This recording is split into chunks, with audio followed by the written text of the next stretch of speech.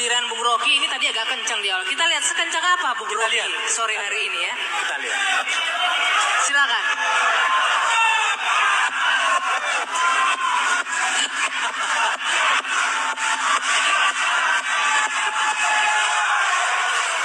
Oke. Ya.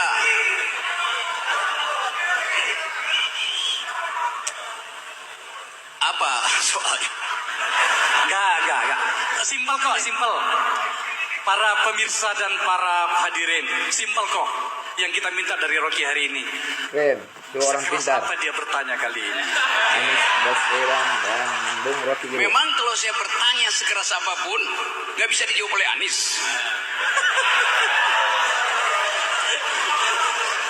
Saya tahu cara berpikirnya, Bagaimana cara berpikirnya? dan saya tahu isi hatinya. Nyala. Saya mulai dari situ ya. Demokrasi adalah soal cara berpikir. Ada definisi standar demokrasi adalah pemerintahan dari, oleh, dan untuk rakyat. Nah, itu omong kosong. Demokrasi adalah the government of reason through the government by the people. Pemerintahan akal melalui pemerintahan orang.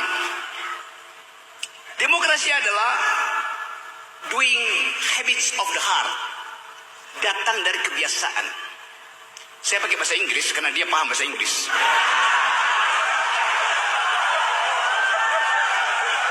Keren.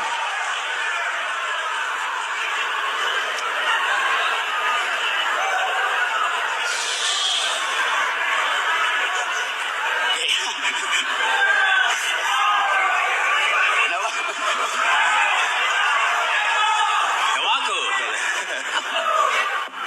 Oke, saya lanjut. Ya, Anda saya tahu orang Makassar. Saya orang Manado. Kita disatukan oleh laut yang sama. Dan kita makan ikan yang sama. Dan ikan itu memang harus dimakan, bukan dihafal nama-namanya.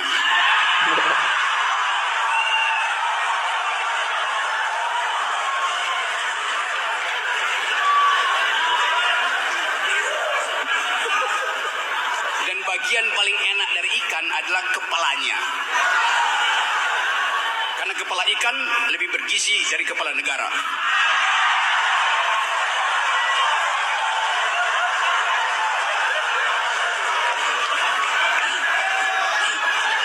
Oke. Saya Bung Rocky, begini pertanyaannya kalau begitu. Iya. Apakah ada yang menurut Anda bisa Anda kritisi dari seorang Anies Banyak. Baswedan? Ya. Oke. Misalnya.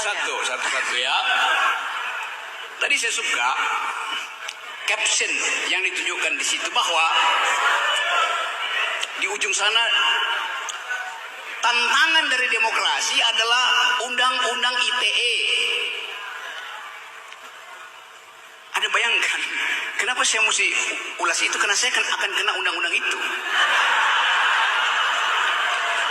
Jadi pertanyaan saya, apakah Anies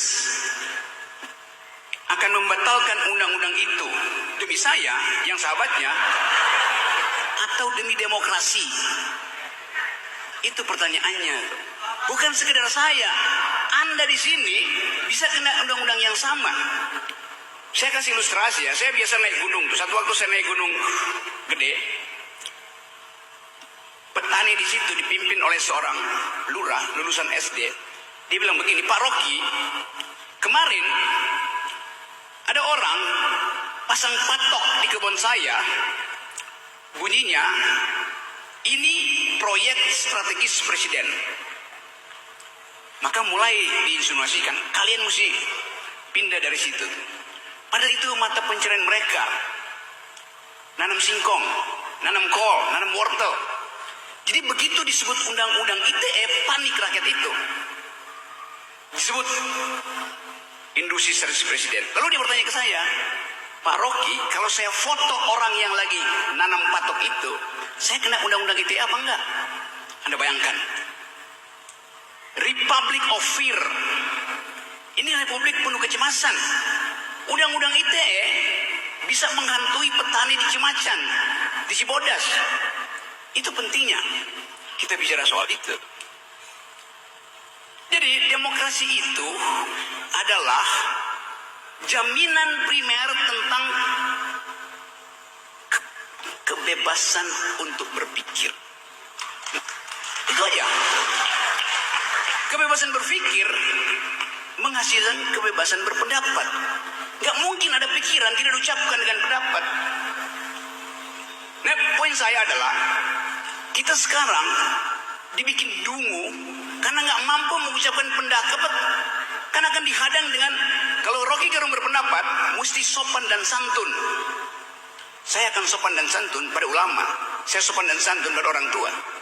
Saya nggak mungkin sopan dan santun pada pejabat.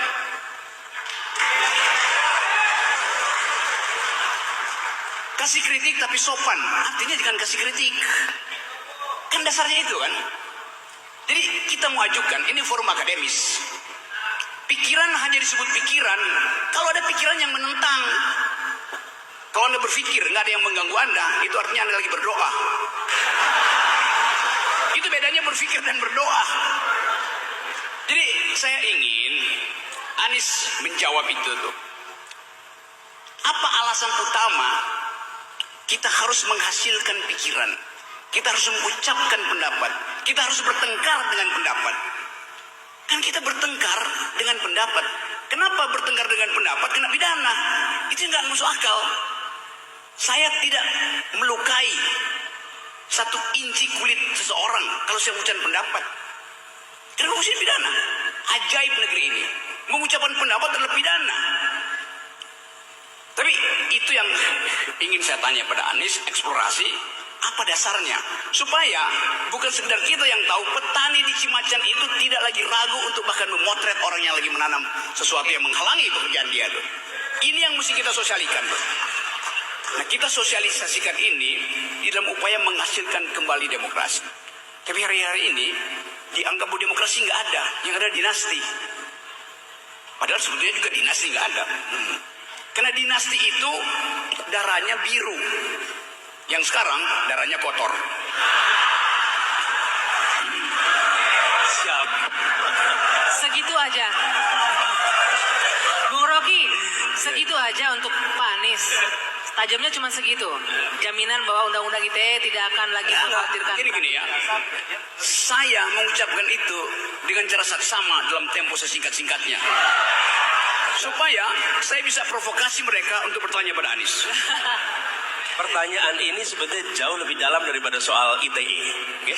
Kalau tadi tangkap apa yang Bung Rocky tadi sampaikan, dia tidak bertanya tentang ITE itu Anda akan hapus apa tidak. Kan kalau itu gampang jawabnya, ya itu akan direvisi, ya itu akan dikoreksi. Itu sudah dikatakan berkali-kali. Tapi Bung Rocky nggak tanya itu. Dia tanya mengapa itu harus direvisi. Apa dasar pikirannya kenapa itu harus direvisi? Betul Bung Rocky? Dia tanya lebih dalam daripada itu. Sekarang begini, kenapa ini penting? Yang saya jelaskan. Kenapa kritik itu harus dibuka? Kenapa kebebasan berpendapat itu harus dihidupkan? Ketika negara mengambil sebuah langkah, maka dia melakukannya atas nama rakyat. Atas mandat yang diterima. Rakyat memberikan mandat itu pada negara. Lalu negara melakukan langkah. Pada saat negara melakukan langkah itu, maka negara punya sebuah pandangan ini.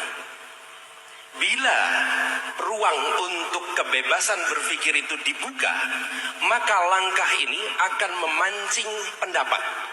Pendapat kategorinya pro dan kategorinya kontra. Yang kontra kita sebut sebagai kritik.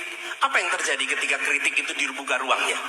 Maka saya misalnya sebagai penyelenggara negara, ketika mendapatkan kritik, saya harus menyiapkan argumen tambahan atas apa yang saya kerjakan.